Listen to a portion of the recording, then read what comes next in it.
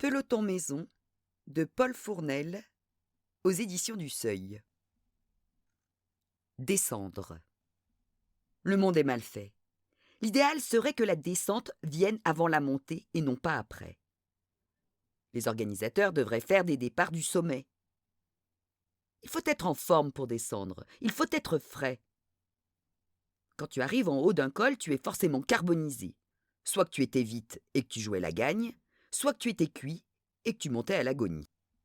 Tu bascules et tu as à peine le temps de tirer ta fermeture éclair, à peine le temps de boire une gorgée, tu es déjà sur ton plus gros braquet et à la sortie de la première épingle, tu dois te lever pour relancer. Les cuisses hurlent. Il n'y a pas de repos dans la descente. Il faut l'œil et la jambe. Il faut être à fond et pas déconner. On joue sa peau. J'ai pris la roue de Marco. Il est passé derrière moi au sommet et il m'a doublé par l'intérieur dans la première épingle de la descente.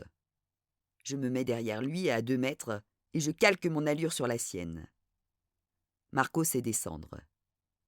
Il ne faut pas croire que descendre, c'est se laisser glisser vers le bas.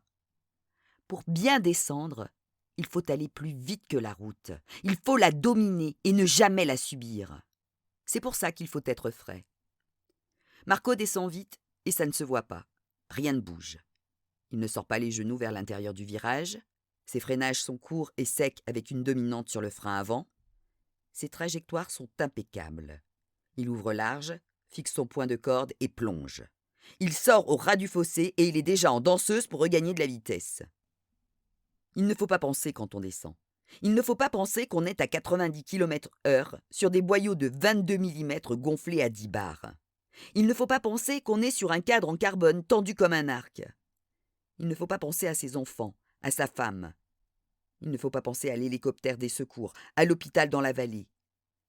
Il faut avoir tout cela en tête sans jamais y penser. En revanche, il faut toujours penser à aller vite, plus vite. Marco m'a pris 5 mètres et je ne comprends pas.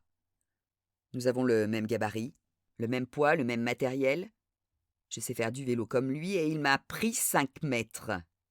J'accélère et je ne le rattrape pas. Au virage suivant, je raccourcis mon freinage pour entrer plus vite dans la courbe et je sors trop large avec les 2 roues sur le bas-côté. J'évite la chute de peu. Je relance et j'ai encore perdu 2 mètres. Je ne suis plus dans l'aspiration. Je me profile encore davantage en position de recherche de vitesse et je le regarde pour faire la même chose que lui. Je vais y arriver. J'ai l'impression de dessiner la route. J'arrive un peu vite dans l'épingle et je bloque un instant ma roue arrière. Je dérape et je me redresse immédiatement pour relancer. Marco accélère encore et d'un seul coup, je sens que je vais me casser la figure. Si je le suis, je vais faire un tout droit dans une épingle. Je vais sauter un muret et tomber dans le vide. Je vais partir dans le pré et rouler dans la caillasse. J'ai perdu 10 mètres. Pourquoi y a-t-il des hommes qui tournent quand d'autres vont tout droit? Pourquoi passe-t-il à 2 km/h plus vite que moi dans le même virage? J'ai joué dans l'épingle. Je freine court, je passe à fond, je sors nickel, je lève les fesses, j'appuie comme un fou et je perds encore 3 mètres. D'un coup, je sens le froid de la descente, mes doigts durcissent sur les freins.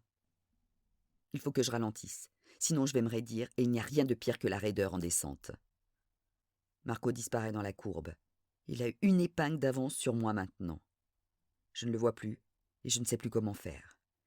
Mes freinages s'allongent, je sors les genoux dans les virages à droite, je tire mon buste à gauche pour résister à la force centrifuge. Je suis dur. C'est idiot. On dirait que j'ai peur. Je vois Marco de haut. Il fonce à 2 lacets en dessous de moi. C'est un descendeur, Marco.